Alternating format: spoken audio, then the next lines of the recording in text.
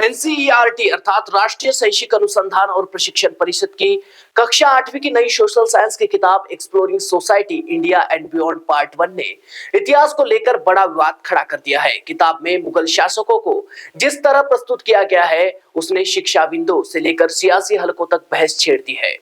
राष्ट्रीय शैक्षिक अनुसंधान और प्रशिक्षण परिषद यानी एनसीईआरटी की 8वीं कक्षा की सोशल साइंस की नई किताब में बाबर को बर्बर, हिंसक विजेता और पूरी आबादी का सफाया करने वाला बताया गया है।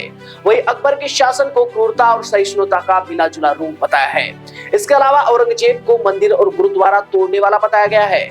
एनसीईआरटी का कहना है कि इतिहास के कुछ अंधकारमय अवधि को समझना जरूरी है। इसके साथ ही किताब के एक अध्याय में कहा गया है कि अतीत की घटनाओं के लिए अब किसी को जिम्मेदार नहीं ठहराया जा सकता।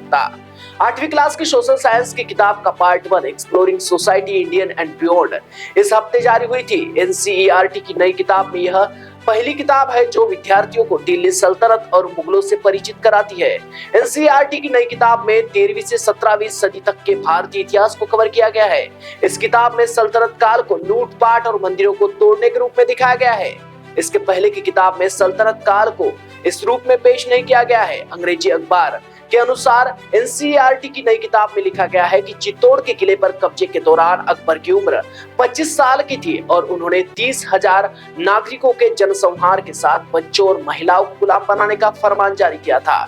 इस किताब में अकबर के हवाले से कहा गया है कि हमने काफिरों के कई किलों और कस्बों पर कब्जा कर लिया है और वहां इस्लाम की स्थापना की है। खून की प्यासी तलवारों की मदद से हमने उनके मन से काफिरों के निशान मिटा दिए हैं। हमने वहां के मंदिरों को भी नष्ट कर दिया है। किताब में लिखा गया है कि अकबर अपने बाद के शासन में शांति और सद्भावना की बात करते हैं। मीडिया रिपोर्ट्स के मुताबिक किताब में यह भी लिखा गया है कि औरंगजेब ने स्कूलों और मंदिरों को तोड़ने का आदेश दिया था। किताब के मुताबिक बनारस, मथुरा और सोमनाथ सहित जैनों के मंदिर और सिखों के गुरुद्वारे भी नष्ट किए गए। इसमें पारसियों और सूफियों पर भी मुगलों ने कथित अत्याचार का जिक्र किया गया है। एनसीईआरटी के इस बदलाव पर कई लोग सवाल उठा रहे हैं और कह रहे हैं कि सरकार जानबूझकर इतिहास को गलत तरीके से पेश कर रही है। All India Muslim personal law board के संस्थापक सदस्य प्रोफेसर मोहम्मद सुलेमान ने समाचार एजेंसी एएनआई से कहा कि इस समय जो संगठन और विचारधारा सत्ता पर आसीन है वे इतिहास के साथ छेड़छाड़ कर रही है। कोई भी विकास और विकसित समाज तभी आगे बढ़ता है जब इतिहास को यथार्थ के संदर्भ में लिया जाए। लेकिन हमारी सरकार इतिहास को तोड़ मरोड़ कर लिखवा रही है, लेकिन इससे देश का हित नहीं हो रहा है। ये अंधभक्तों को गुमराह कर सकते हैं, लेकिन दुनिया में जब इतिहास पढ़ा जाएगा तो सच्चाई ही लोग पसंद करेंगे। ये अपने स्वाभिमान की तुष्टि के लिए कुछ भी कर रहे हैं। एनसीईआरटी ने अपने जवाब में कहा है कि 8वीं क्लास के लिए सोशल साइंस की नई किताब exploring society India and beyond अब उपलब्ध है। यह किताब राष्ट्रीय शिक्षा नीति 2020 और स्कूली शिक्षा के लिए राष्ट्रीय पाठ्यक्रम फ्रेमवर्क 2023 के तहत लाई गई है। एनसीईआरटी ने कहा है कि इस किताब में भारतीय इतिहास की 13वीं सदी से 19वीं सदी के मध्य तक की अवधि को समेटा गया है। हमने इस किताब में दोहराव के बजाय आलोचनात्मक सोच को सामने रखा है। विश्वसनीय स्रोतों के आधार पर संतुलित विवरण को शामिल किया गया है। हमने एक विशेष अध्याय रखा है जिसका नाम है इतिहास के अंधकारमय अवधि पर एक टिप्पणी। इस किताब के जरिए युवा अध्येताओं को अतीत के साथ आधुनिक भारत के बनने की समझ विकसित होगी। एनसीईआरटी ने अपने बयान में कहा है कि टेक्स्ट बुक में सभी तथ्य विश्वसनीय अकादमिक स्रोतों पर आधार है। हमारी पीढ़ियां किसी भी तरह के पूर्वाग्रह और भ्रम से बचे, इसके लिए पृष्ठ संख्या 20 में इतिहास के अंधकार में अवधि के नाम से एक टिप्पणी है। एनसीईआरटी में बदलाव करना ये उस मानसिकता को दर्शाता है जो मानसिकता इस्लामोफोबिया से ग्रस्त है।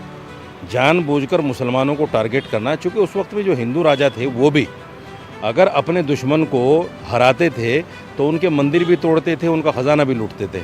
हिंदू भी यही करते थे और मुसलमान भी यही करते थे। अगर मुग़ल शासक जो है इस्लाम के नाम पर काम करते तो 600-800 साल में क्या एक भी हिंदू बचता? नहीं बचता। लेकिन जानबूझकर ये कहीं ना कहीं इस्लाम और मुसलमान को टारगेट करके अपनी रोजी रोटी चला रहे हैं। देश का इतिहास जो होता है बहुत इम्पोर्टेंट होता है। अगर आप उसको डिस्टॉर्ट करके किसी पर्टिकुलर कम्युनिटी की इमेज को ख़राब करना चाहते हो, ये गलत बात है। ये बात इस्टेब्लिश है कि मुग़ल काल के अंदर हमारे देश का जीडीपी बहुत बड़ा हुआ था और दुनिया में हमारे देश को सोने की चिड़िया कहा जाता था। ये जो इल्ज़ामात हैं औरंगज़ेब के ऊपर में वो बिल्कुल बेबुनियाद है। तो वो किसी भी कम्युनिटी की या किसी भी बादशाह की या किसी भी दौर हुकूमत के आप के दौर को उसी तनाजुर में उसी संदर्भ में दिखाना चाहिए। उसको तोड़कर, घटाकर, बढ़ाकर पेश करना मुनासिब नहीं है। इस नई किताब ने न केवल इतिहास की शिक्षण पद्धति पर सवाल खड़े किए हैं, बल्कि यह भी दिखा दिया है कि कैसे राजनीति, शिक्षा और स्मृति एक दूसरे से टकरा सकते हैं। अब सवाल यह है कि क्या यह बदलाव विद्यार्थियों को इतिहास से जोड़ेंगे या उन्हें भ्रमित करेंगे।